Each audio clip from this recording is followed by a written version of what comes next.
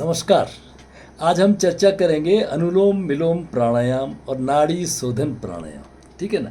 अनुलोम विलोम प्राणायाम का मतलब लेफ्ट से लिया और राइट से निकाला, वापस राइट से लिया और लेफ्ट से निकाला।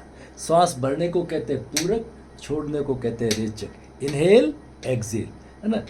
इनहेल किया लेफ्ट से, एक्सेल किया राइट से, फिर राइट से इनहेल किया और लेफ्ट से विदाउट रिटेंशन, बिना कुंभक के। और जब कुंभक आ जाता है तो उसको कहते हैं नाड़ी शोधन प्राणायाम। तो ये हमने पहले किया अंतर कुंभक से, ठीक है ना। पूरक किया, श्वास को भरा, फिर अंदर रोक दिया और फिर श्वास को हमने बाहर किया, ये हो गया रेचक। वापस राइट से लिया, अंदर रोका और लेफ्ट से बाहर किया। तो ये होता है हमारा नाड़ी शोधन प्राणायाम विद अंतर कुंभक। और फिर क्या करते हैं हम लोग कि पहले चारों स्टेप लेते हैं। पूरक किया श्वास को, पूरक करने के बाद में अंदर रोका अंतर कुंभक, फिर हमने बाहर निकाला श्वास को और फिर हमने बाहर रोक दिया बाह्य कुंभक। तो ये कंप्लीट नाड़ी शोधन प्राणायाम होता है। और इस कंप्लीट नाड़ी शोधन प्राणायाम में या तो हम अंतर कुंभक के समय बंद लगाते हैं या हम बाह्य कुंभक के समय बंद लगाते हैं। इस तरह से करते हैं, ठीक है ना। जलंधर बंद, है ना, उड़ियन बंद, पेट पसलियों के नीचे लेना, इस तरह से पेट को पसलियों के नीचे, और फिर मूल बंद, एनस रेक्टम को ऊपर पुल कर लेना। तो ये हमारे तीनों बंद होते हैं, ठीक है। फिर आता है समवर्ती, है ना, बॉक्स ब्रीदिंग जिसको कहते हैं।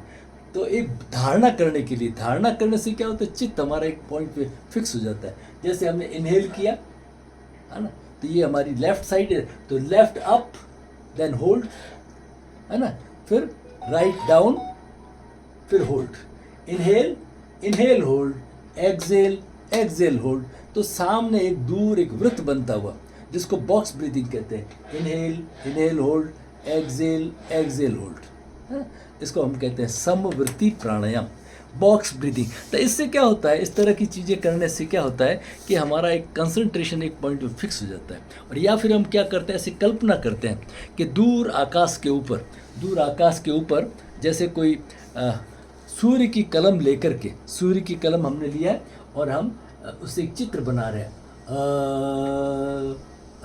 इस तरह से का बनाया, फिर ओ, दूर आकाश, नीले आकाश के ऊपर सूर्य की कलम है और हम आंखें बंद करके, ताकि हमारे जो पांचों ज्ञानेंद्रियां ना, बाहर के कैमरे, जो बाहर के वर्ल्ड से जो एक्सट्रोवर्ट होते हैं उनको इंट्रोवर्ट करना, ठीक है ना। तो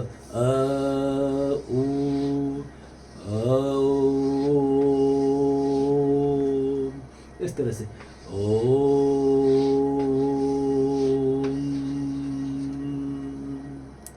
इस तरह से ओम के ऊपर, ओम के चित्र के ऊपर धारणा करना, परमात्मा के किसी चित्र पे ध्यान करना।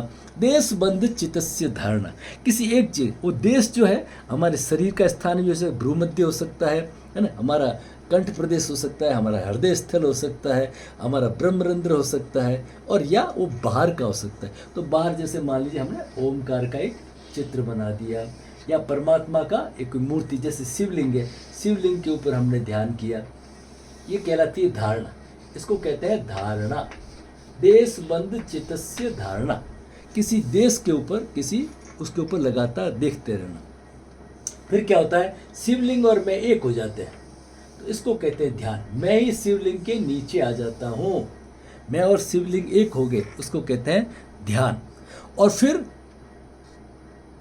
मैं दोनों एक होकर के एक ही भाव रह जाता है। जैसे मान लीजिए राम जी का चित्र है, जैसे ये राम जी का चित्र है, तो क्या है, राम जी का चित्र है, ऑब्जेक्ट, मैं देखने वाला सब्जेक्ट, और ये देखने का प्रोसेस। और चौथा क्या होता है, मेरे दिमाग के अंदर कोई विचार आ रहा है, उसका टेलीफोन आना था, उसका वो कॉल आना था, उससे बात करनी थी, तो पहले तो मैं दिमाग की जगबुझ को बंद कर देता हूँ, आंखें बंद करके अंतर्मुखी होके। तो अब क्या प्रोसेस है कि राम जी, मैं देखने वाला, और प्रोसेस धीरे धीरे मैं और राम जी एक हो जाते हैं, ध्यान लग जाता है लगातार। तो फिर ये उसको कहते हैं धारणा। फिर मैं और राम जी एक हो जाते हैं तो उसको कहते हैं ध्यान।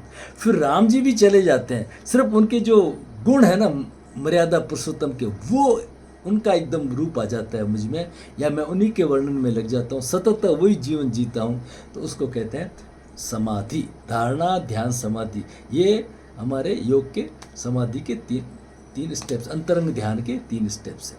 तो ये पूरा प्राणायाम से, धारणा से हम किस तरह से करते हैं, तो ये आज का अभ्यास है।